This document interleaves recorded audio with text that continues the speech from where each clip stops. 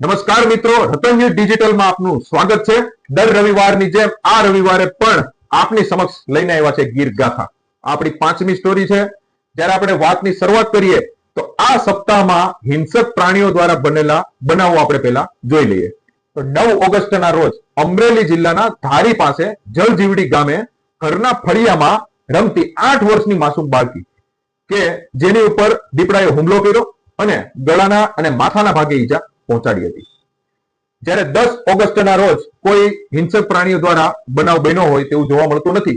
જ્યારે 11 ઓગસ્ટના રોજ ભાવનગર જિલ્લાના મહુવા પંથકમાં સિંહ અને દીપડાના વધતા જતા ત્રાસ અને માનવ જિંદગી અને પશુઓના નુકસાન સામે ખેડૂતો એકઠા થયા અને તેની ખેડૂતની જ આગેવાની હેઠળ વિશાળ રેલીનું આયોજન કરવામાં આવ્યું હતું અને આવેદન પત્રો પણ દેવામાં આવ્યા છે, જેની અંદર ખેડૂતે કીધું છે કે ભાઈ આ જે હિંસક પ્રાણીઓ છે કે તેને તમે વન વિભાગને પણ કડક સૂચના આપી અને કીધું છે કે આ હિંસક પ્રાણીઓને તમે પાંજરે પૂરો અને આ જાનમાલને અને માનવને જે નુકસાન થઈ રહ્યા છે તે અટકાવવા માટે નાઇટ પેટ્રોલિંગ વધુને વધુ કરવામાં આવે તેમજ આવા હિંસક પ્રાણીને પાંજરે પૂરવામાં આવે।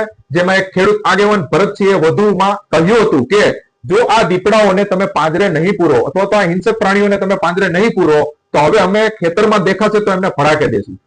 આવી એક ઉગ્ર માંગ પણ કરવામાં આવી છે કે વન વિભાગ ફૂલ એક્ટિવ મોડમાં કામગીરી કરી અને વહેલી તકે પાંજરે પૂરે, જેથી કરીને જે આવા બનાવો બની રહ્યા છે કે હમણાં ટૂંકમાં જ તે ઘણા બાળકો અને ઘણા યુવાનો અને વૃદ્ધા જેને ઘણા હિંસક પ્રાણીઓ દ્વારા તેઓ ભોગ બનેલા છે, તો આવું આ જ વસ્તુ રિપીટ ન થાય તે માટે આ ખેડૂતોએ એક આંદોલન કરેલું હતું।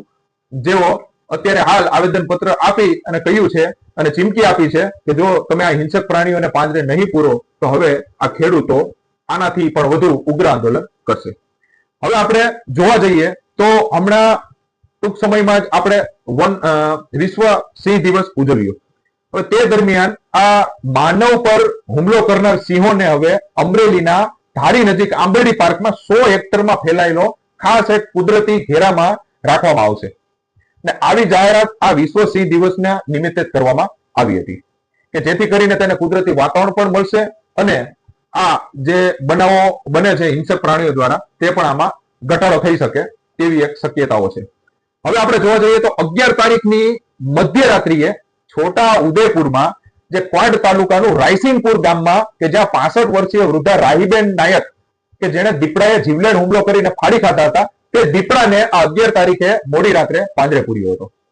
હવે વધુ એક જોવા જઈએ તો આપણે અરવલ્લી જિલ્લાના માલપુર નજીક પહાડિયા ગામે જંગલ વિસ્તારની એક ફેન્સિંગ તારની વાડ છે તેમાં દીપડો ફસાયેલો હતો, તો તેને આ વન વિભાગ અને જીવદયા ફાઉન્ડેશનની ટીમે આ દીપડાને બેભાન કરી અને રેસ્ક્યુ કર્યું હતું। હવે 13 ઓગસ્ટના રોજ મોડી રાત્રિએ પોરબંદર તાલુકાનું ઊંટડા ગામ કે જ્યાં ઘરની નજીક જ એક મહિલા પર એક હિંસક દીપડાએ હુમલો કર્યો અને નખ વડે શરીરના ભાગે ઘણી ઈજાઓ પહોંચાડી, પરંતુ દેકારો થયો એટલે આસપાસના લોકોનું ત્યાં ટોળું વળ્યું અને દીપડાને બગાડી મૂક્યો। હવે આ બનાવના અનુસંધાને પરિવારે તાત્કાલિક 108 બોલાવી અને મહિલાને સારવાર અર્થે હોસ્પિટલ ખસેડાયા હતા। હવે ગામમાં ઘણો ભયનો માહોલ થયો હતો, ત્યારે ગામ લોકોનું કહેવું છે કે હવે વન વિભાગને ઘણીવાર મૌખિક અને લેખિત ફરિયાદો કરવા છતાંય કોઈ પણ જાતનું નિરાકરણ આવ્યું ન હતું। જો આનું નિરાકરણ આવ્યું હોત તો જે આ મહિલા છે તેને ઈજા ન થઈ હોત। હવે જ્યારે આ મહિલાને ઈજા થઈ ત્યારે આ ગામ લોકોમાં ભારે રોષ જોવા મળ્યો, ત્યારે આ વન વિભાગ એક્ટિવ મોડમાં આવ્યું હતું અને સરપંચે 48 કલાકનો અલ્ટિમેટ ટાઈમ આપ્યો હતો કે 48 કલાકમાં જો આ દીપડાને તમે પાંજરે નહીં પૂરો તો અમે જિલ્લા કલેક્ટર કચેરીએ ઉગ્ર વિરોધ પ્રદર્શન કરશું। જ્યારે ગામ લોકોની માંગ હતી કે ભાઈ આ જે વિસ્તાર છે ત્યાં દીપડો અવારનવાર આવે છે તો દીપડાને પાંજરે પૂરો, અને બીજી માંગ એ હતી કે રાત્રિના સમયે વન વિભાગ જો અહીંયા નાઇટ પેટ્રોલિંગ કરે તો વધારે સારું રહેશે। જ્યારે આપણે વાત કરીએ તો 14 ઓગસ્ટના રોજ સુરત જિલ્લાનું વાલોડ તાલુકાનું બુટવાડા ગામ કે જ્યાં આશરે 5-6 વર્ષનો એક દીપડો આટા ફેરા મારતો હતો। હવે આ ગામમાં સરપંચના ઘરની બાજુમાં જ એક પાંજરું વન વિભાગે ગોઠવ્યું, જે દીપડો આ પાંજરામાં 14 ઓગસ્ટના રોજ પુરાયો હતો। ગામ લોકોએ રાહતનો શ્વાસ લીધો। હવે આપણે વાત કરીએ તો આ સપ્તાહમાં આપણે જોયું કે કોઈ એવા વિશેષ જે જાનમાલ કે પછી માનવ હાનિ વધારે પડતી થઈ હોય તેવો કોઈ બનાવ બન્યો નથી. જ્યારે આપણે વન વિભાગે શું કર્યું તે જોઈએ તો ભાવનગરની જે જેસર રેન્જમાં હિંસક પ્રાણીઓ માટે એક નવી એનિમલ હોસ્પિટલ બનાવાશે તેવી એક જાહેરાત કરી છે. જ્યારે વન રક્ષકની ભરતીમાં અગ્નિવીરોને 20% અનામત મળશે. જ્યારે ચોમાસામાં વન્યજીવોની સુરક્ષા માટે વન વિભાગનું 24 કલાક ટ્રેકિંગ ચાલુ રહેશે. જ્યારે વન વિભાગ અત્યારે હાલ ચોમાસા પૂરતું આ ટ્રેકિંગ અને થર્મલ ડ્રોન વડે ઘણું બધું સતત ચેકિંગ અને નજર રાખશે કે હિંસક પ્રાણીઓની હિલચાલ વગેરેમાં નજર રાખી અને બને એટલી કોશિશ એવી કરશે કે આવા હિંસક પ્રાણીઓ ક્યાંય વધારે પડતું અથવા તો ક્યાંય પણ નુકસાન ન કરે તે માટે થઈ અને સઘન પેટ્રોલિંગ કરશે. તો આપણે જોયું કે આ સપ્તાહમાં ક્યાંય એવા વિશેષ બનાવો બન્યા નથી. તો તમે જોયું તો આપણી ગીર ગાથાની સ્ટોરી તમે પાછળની પહેલી, બીજી અને ત્રીજી જોશો તો ત્યારે ઘણી બધી માનવ નુકસાનીઓ થઈ છે. તો ત્યારે આ વન વિભાગ એક્ટિવ મોડમાં આવ્યા છે. તો હવે અત્યારે આ સપ્તાહમાં તમે જોયું કે કોઈ એવા બનાવ હિંસક પ્રાણીઓ દ્વારા એટલા બધા માનવ હાનિ અથવા જાનમાલને વધુ પડતું નુકસાન થયું હોય તેવા બન્યા નથી. તો મારું કહેવાનું એટલું જ છે કે આ વન વિભાગ જ્યારે બનાવ બને છે ત્યારે એક્ટિવ મોડમાં આવે છે.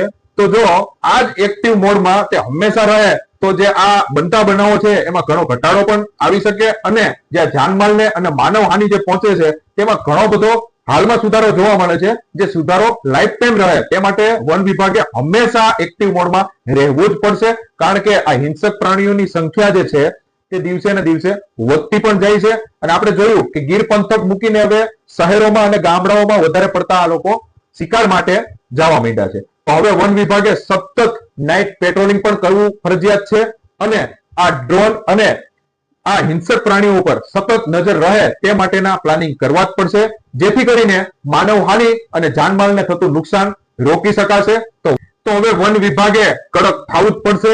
કારણ કે આ હિંસક પ્રાણીઓની સંખ્યા વધતી જાય છે અને તેના બદલાતા સ્વભાવના કારણે જે જાનમાલને અને માનવને જો નુકસાન થાય છે તેને નિવારવા માટે વન વિભાગે એક્ટિવ મોડમાં રહેવું જ પડશે અને કડકમાં કડક જે નિયમો થતા હોય તે વન વિભાગમાં લાગુ કરવા જ પડશે.